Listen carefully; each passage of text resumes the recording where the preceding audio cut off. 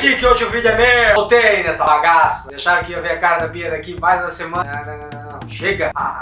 Olá, leitores e leitoras, sejam muito bem-vindos a mais um vídeo do Nunca Nem Li e finalmente comigo aqui de volta nesse cenário. Chega de Bia! Eu não aguentava mais ver a Bia, você já não aguentava mais ver a Bia e eu sei que vocês estavam com saudade de mim, ou não, ninguém perguntou sobre mim também nos comentários do vídeo, então isso significa que ninguém estava com saudade de mim. Mas por que eu voltei? Eu voltei porque estava na hora de sangue, de morte, de suspense, de mistério, de terror. Chega de romancezinho, bora pro vídeo. Então para começar vamos com Bem Atrás de Você, da Liza Gardner. A Liza Gardner já virou uma das minhas autoras favoritas. Eu já li dela A Garota Desaparecida, que foi um soco na boca do meu estômago, porque ela é muito descritiva, pesada, pegando temas tão pesados quanto a sua escrita. Bom, em Bem Atrás de Você, a gente acompanha a história da Charla e do Terry, que são dois irmãos, ele mais velho do que ela, que na infância, quando o Terry tinha 9 anos, em um ataque de fúria do pai deles, que acabou culminando na morte da mãe, o Terry, para defender a Charla, acabou matando o próprio pai. Com o passar dos anos, eles foram separados em casas de acolhimento para crianças, até que a Charla foi adotada por um casal de peritos criminais. Peritos não, eles são psiquiatras encarregados de traçar perfis psicológicos de assassinos em série. Acontece que, depois de muitos anos em que a Charla não tinha nenhuma notícia do irmão dela, ele aparece como principal suspeito no assassinato da família de acolhimento dele, os pais temporários adotivos do Terry, que já estava prestes a completar 18 anos e surge como principal responsável pela morte dos dois e uma onda de assassinatos que começa a se seguir depois da morte dos pais adotivos. Bom, sobre o livro, o ritmo é frenético, ele não te dá um segundo para respirar e isso acaba trazendo um pontinho um pouco negativo, que é, ele passa rápido demais e ele não prende a sua memória. Tanto que para fazer o vídeo de hoje eu tive que dar uma recapitulada nele, dar uma estudada em alguns pontinhos para fortalecer na memória o que era esse livro e o que ele trazia, para eu poder falar um pouquinho dele aqui. Mas isso não estraga em nada a experiência, porque ele é um livro muito bom, apesar de o final dele não ser nada tão surpreendente assim, porque muitos pontos durante o decorrer da história já acaba te dando pistas bem fortes do que possa acontecer no final dessa história. Mas é uma boa leitura, eu recomendo, a autora é muito boa, já é uma das minhas autoras favoritas. Então fica a dica, esse foi o primeiro dos 4 livros que eu trouxe para vocês aqui hoje. A Seca, de Jane Harper. O que me chamou a atenção nesse livro foi o fato de ele ter ganho vários prêmios, diversos prêmios na Austrália, sendo que ele é o livro de estreia da autora, Jane Harper. Então, na história a gente acompanha uma cidadezinha do interior da Austrália, passando por algo muito semelhante ao que a gente enfrentou em dezembro, novembro do ano passado, a questão das secas e do medo das queimadas que essas secas podem ocorrer. Então, essa cidadezinha vem sofrendo com a seca, o que afeta diretamente a economia da cidade e os nervos da população, que vem praticamente entrando em colapso por causa disso. E um dos pontos chaves dessa crise que se instaura na cidade é o fato de Luke Hadley, um fazendeiro, ser o principal suspeito de matar a própria família inteira, inclusive seus filhos pequenos. Na verdade sobrevive uma bebê, e ele assassina a família e se mata em seguida. É quando um policial que não tem nada a ver com crimes de assassinato, a área de atuação dele é completamente diferente, ele trabalha com crimes fiscais para a Polícia Federal da Austrália, e ele retorna para a cidade porque ele era amigo de infância do Luke,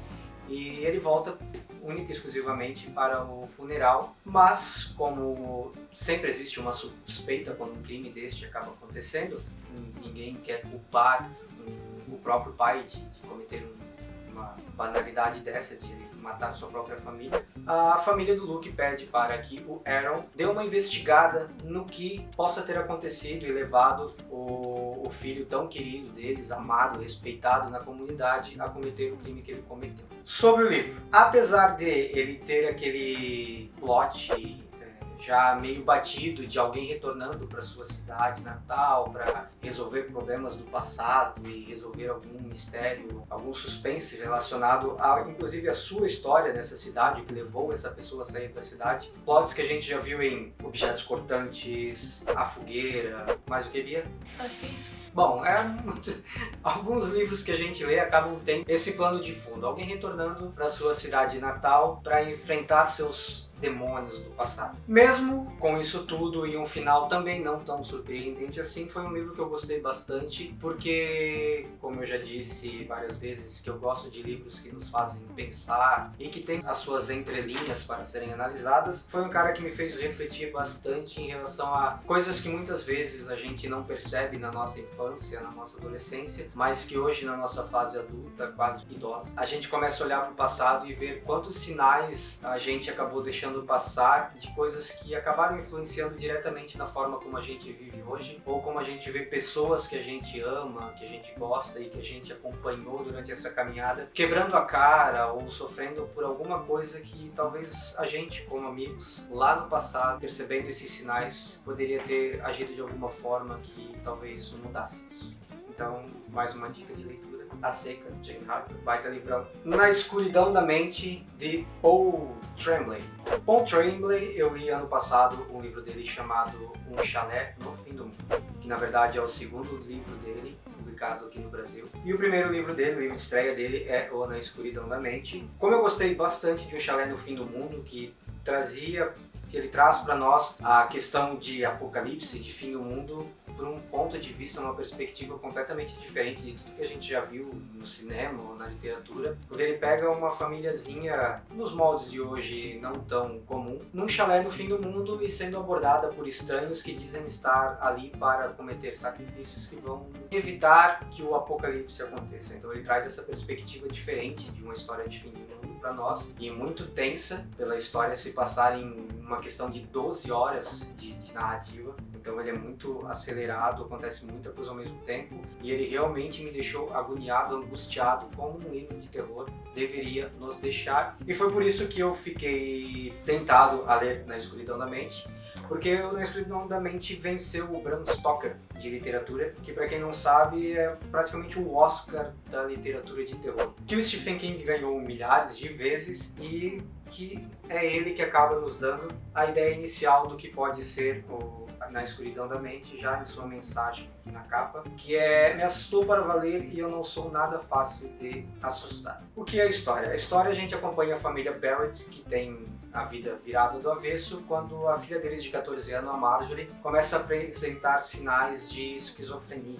Mas que, claro, quando isso é visto por uma abordagem religiosa, a família começa, pelo menos o pai da família, começa a se convencer que a Marjorie talvez esteja possuída por alguma entidade maligna. E a família, juntando o útil ao agradável, já que eles passam por uma crise financeira sem precedentes na história da família, eles decidem o quê? Vender a sua história para um estúdio de televisão, e um grupo de cinegrafistas de documentário começam a acompanhar a rotina da família dentro da casa deles e filmar tudo o que acontece na rotina da Marjorie para o quê? Produzir um documentário de televisão sobre o processo de exorcismo. Então, essa equipe de televisão começa a acompanhar a rotina da família Barrett para televisionar o exorcismo da Marjorie. A gente acompanha a história pelo ponto de vista da irmã mais nova da Marjorie, que na época dos eventos tinha 8 ou 9 anos, que é a Mary. Então a gente acompanha essa história como a Mary contando a versão dela de tudo que aconteceu muitos anos depois para uma escritora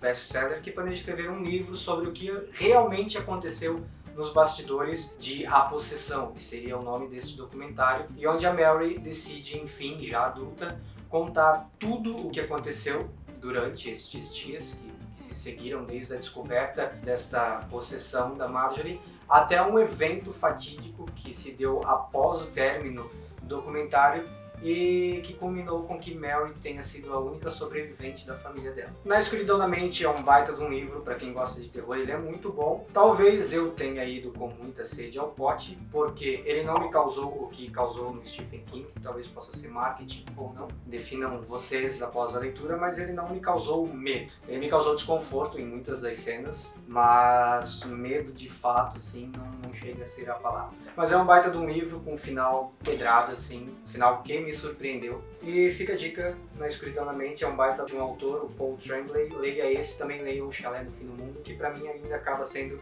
melhor do que o livro de estreia. Pra quem se interessou por algum desses livros, antes de eu ir pro último, e quiser comprar esses livros que eu estou indicando aqui nos vídeos, a gente vai deixar aqui embaixo na descrição do vídeo o link dos livros para que vocês comprem, beleza? Então, bora pro próximo. Por último e não menos importante, temos A Mulher do Meu Marido, da Jane Corey, que talvez seja o melhor deles até agora. Nessa história a gente acompanha a Lily e a Carla. A Lily é uma advogada subindo na carreira, que acaba de pegar um caso importantíssimo de repercussão nacional de um empresário que passou 2 anos presos, acusado de matar a própria namorada, mas que ele apresenta novas provas que podem levar ele a ser inocentado, e quem está carregando este caso praticamente nas costas é a Carla, que ela é recém-casada com o Ed, e no apartamento novo deles eles acabam conhecendo uma vizinha, que é a Carla, uma menina de 9 anos de idade, que já tem uma pequena noção de como um segredo pode ser importante para se chegar a alguns lugares, já que a mãe da Carla tem um caso com um homem casado. E esse é o primeiro núcleo que a gente tem de aproximação desses personagens. O Ed, o marido da Lily, ele é um pintor, um aspirante a pintor, é alguém que vive a sua arte, sonha com a sua arte, mas que leva ela em segundo plano na sua vida, já que infelizmente, assim como muitos de nós, eles precisam trabalhar para sobreviver e não conseguem viver da sua arte. Até que Carla vira a inspiração para o seu trabalho mais perfeito e que vai acabar levando Ed a se tornar o que ele queria ser, um pintor profissional, um artista profissional.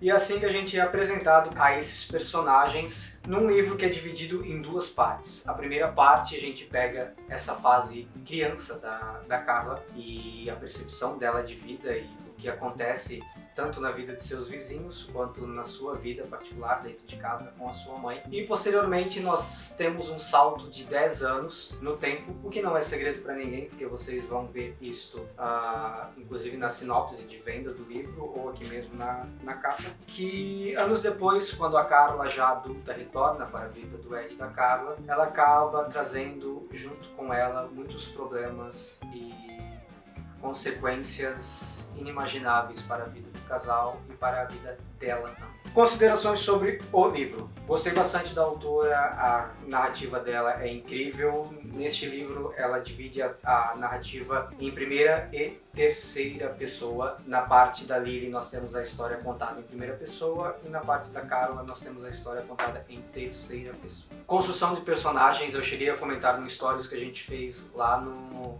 Instagram, que eu estava contente demais com a evolução dos personagens neste livro, principalmente nesta primeira metade. Eu achei incrível mesmo a distinção e a construção dos personagens, a questão de voz da parte da Carla, então uma menina de 9, 10 anos de idade, você lê essa parte realmente acompanhando aquilo pela visão de uma criança, o que é incrível, mas o problema para mim veio quando a gente inicia a segunda metade do livro, já com a Carla adulta, onde as coisas acabam acontecendo rápido demais. Como eu falei, não é segredo, não lembro se aqui na descrição de capa tem, mas na parte de sinopse na Amazon, onde eu comprei o livro, que a gente vai deixar o link aqui embaixo também se vocês queiram comprar também, a gente já nessa sinopse lá na Amazon, a gente descobre que a Carla, além de ela ser a musa inspiradora na infância do quadro que tirou ele do anonimato, nessa fase adulta ela passa a ser amante dele. Eu achei que essas coisas acabaram ficando muito atropeladas, acontecendo rápido demais, mas o que não tirou em nada o brilho do livro para mim e a experiência legal que ele me trouxe, principalmente nessa questão técnica de escrita, que é desenvolvimento de personagem, a questão de vozes, o roteiro em si também. Mesmo ele tendo essa pequena falha que é esse atropelamento, mas o final para mim foi bem satisfatório, então eu indico bastante A Mulher do Meu Marido. Eu não tenho marido, eu tenho mulher, mas eu também não tenho uma outra mulher, o marido que eu sou. E é isso, espero que vocês tenham matado a saudade da minha pessoa, que vocês não aguentavam ver a Bia por aqui, eu também já não aguentava mais ver a Bia. Embora eu estivesse com saudade dela, porque nesta quarentena estamos levando a sério o distanciamento social.